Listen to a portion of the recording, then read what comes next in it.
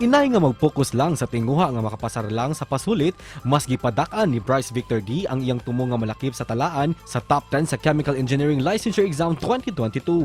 Nunot ni ini, iyang natuman ang iyang pangandoy kay iyang nalangkat ang ikaunom nga pwesto sa top 10 sa maong pasulit.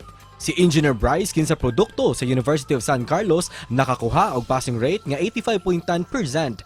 Daghan man og naagian nga mga pagsuway og hagit sa kinabuhi apan mas mipatigbabaw ang iyang pangandoy nga mamahimong usa ka lisensyadong chemical engineer. Karong buntaga ato siyang mas ilailahon og dungan tang ma-inspired sa iyang istorya sa kalampusan dinhi lang sa GMA Regional TV Live.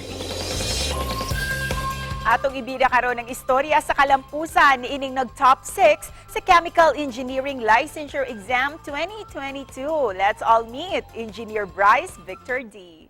Mayong buntag, Engineer Bryce, ug welcome din sa GMA Regional TV Live. Kindly greet all our Kapuso viewers this morning.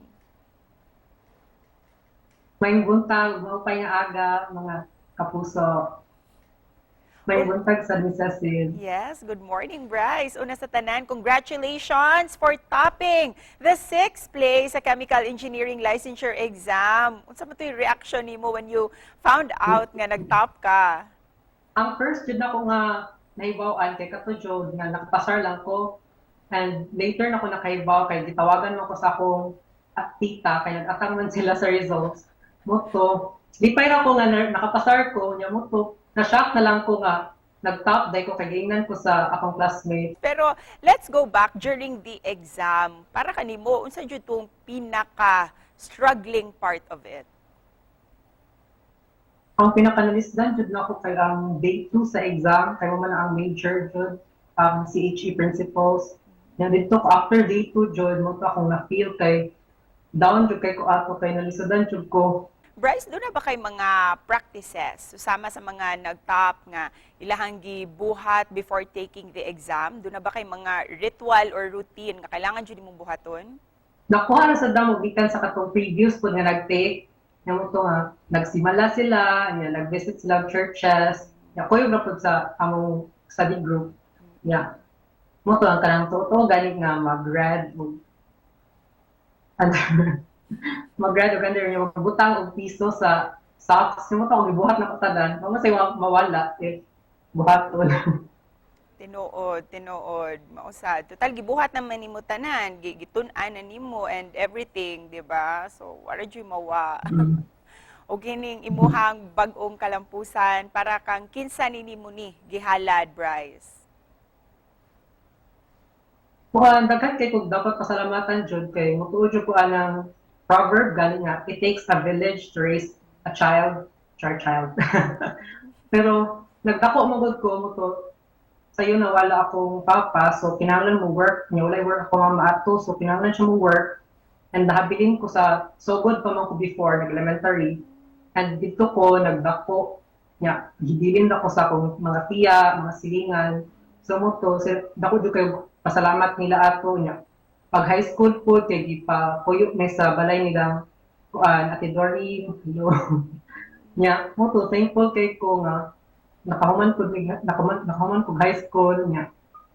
Until college, niya, nagkuhan sa jud ko, ay pag high school o college kay scholarship na jud ako misaligan jud nga makahuman. Niya, pag college ato kay mga second year, third year, nawadaan mo kung academic scholarship.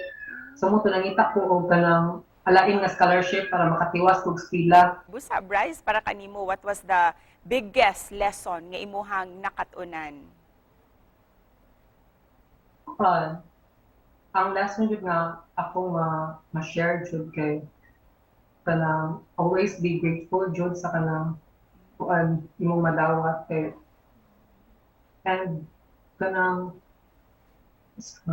pwede ko na i-share na. Oo, sure, Bryce, yes. Sorry.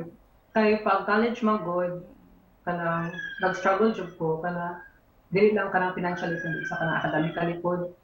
Kanang ato nga time kay nag-start na kog doubt kay na ko'y mga INC, kapila jud ko ato naka-take og kanang removal exams para na makapasar. Yeah, mo to until makagraduate ko, wala ko'y kanang Latin honors na. And all, so mo ko kanang after ato kay nag-doubt pa ko, kaya ka nila ako ang exam. To, nga, uban kay kanang mas misalig talaga sila na ako kaysa na ako mismo. Nga, makaya ra. And thank God yun na kaya. Wow, what a story, Bryce. Gikan sa removal exams nga kailangan nimong pasaron o karon nag top 6 pagayod ka. Wow, makapabilib. Busaon sa imuhang advice nga pwede nimong mahatag ilabi na sa mga gusto mo kuha usab og chemical engineering nga kurso. Kaya dapat ready jud ka nga kanang mo face jud sa kung unsa gani ang challenges. Ayaw jud give up kay same na ako nga kapila naka-removal. Pero aron nakapasar ko sa board exam. Ug isip pa na post, Bryce, unsay mensahe, message of hope nimo para sa tanang mga kapuso nga nagtan-aw kanato karong buntaga. Muna, ayaw jud mo og kanang dili jud mawadan og hope no kay and always ko di ay nga magsalig sa Ginoo kay dito jud ko nikapit atong kuan o pag-exam na jud. And amazing jud kaayo nga kanang nakapasar jud ko. And pwede sa ko mag-congratulate sa atong ni-take, sa tanang ni-take. Congratulations po sa katong tanan ni-take, di ay kayo did your best. Bisag unsa pa man ang result, nakaya gihapon ninyo survive for 3 days. Ug congratulations once again, Engineer Bryce. Daghang salamat ha for sharing your very inspiring story kanamong tanan. Thank you, Miss Cecil. Thank you and Godspeed, Bryce.